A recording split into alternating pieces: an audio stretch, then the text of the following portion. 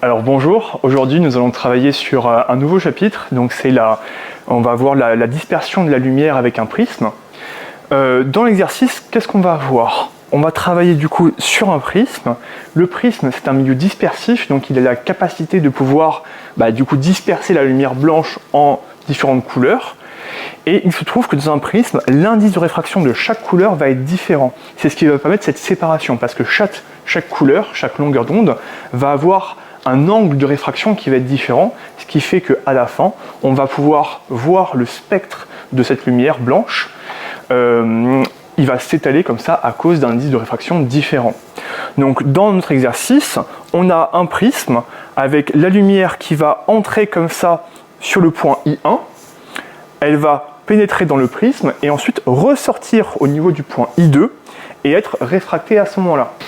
Donc qu'est-ce qu'on nous pose comme question? La première, c'est de rappeler les lois de Snell-Descartes pour la réfraction.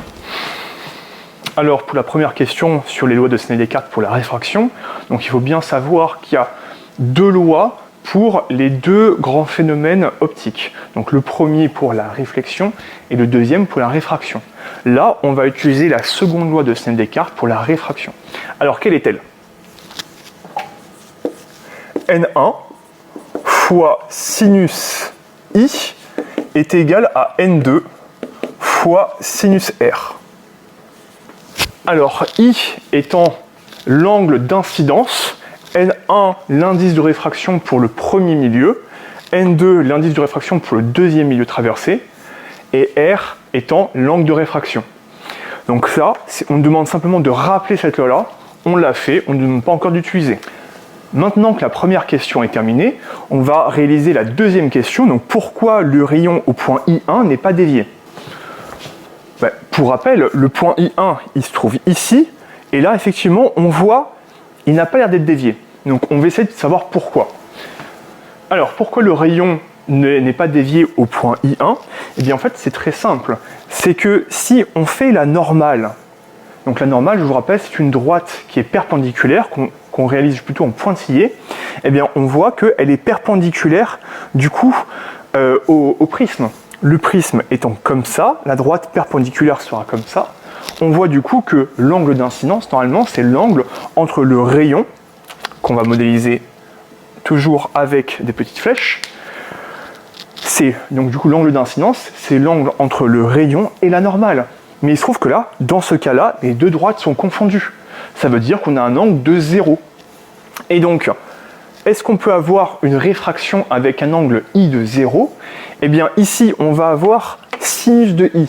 On remplace I par 0. Sinus de 0, eh bien ça fait 0. Et donc du coup, ici, sinus de R fera également 0. On peut le déduire comme ça.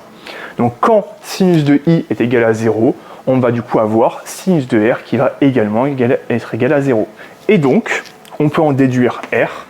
R va être égal à 0. Donc, pour résumer, I égale à 0, donc R est égal à 0.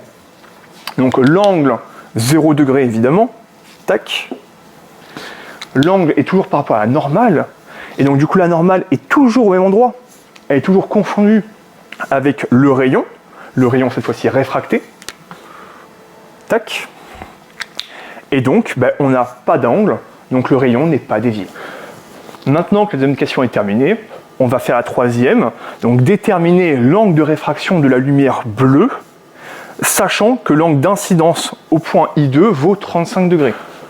Donc là, pour rappel, on voit que le point I2 se trouve ici, et on peut déduire, grâce à l'angle que l'on trouve ici, et un peu de trigonométrie, on peut déduire que l'angle d'incidence ici vaut également 35 degrés.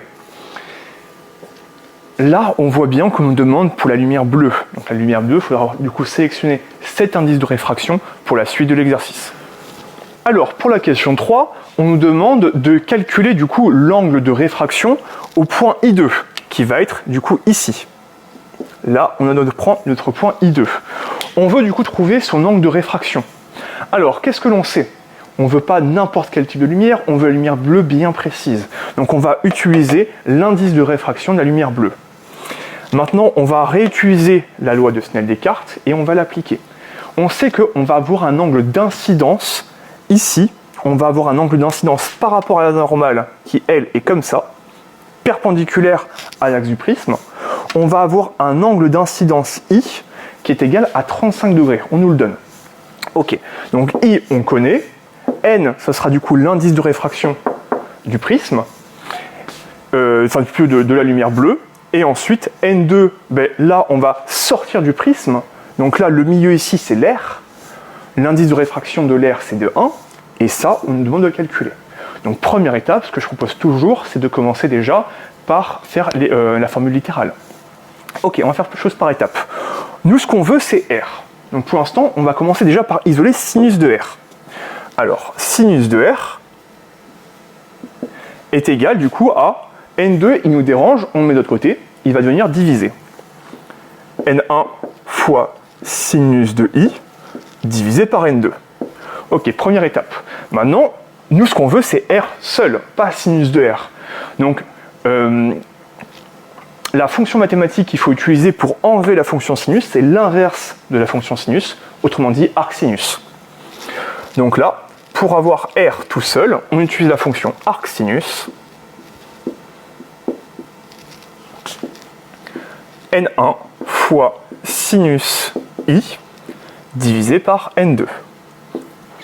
À partir de là, on n'a plus qu'à faire l'application numérique. Donc, arc sinus, je vais l'écrire en dessous.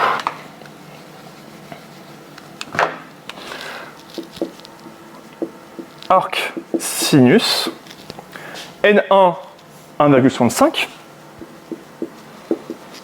fois sinus de l'angle de 35 degrés divisé par 1. Et on trouve 71 degrés. Donc là, on a totalement terminé l'exercice. Donc n'hésitez pas de bien relire votre cours, de poser des questions en commentaire si vous le désirez. Et surtout, n'oubliez pas que si vous m'écoutez, vous progresserez.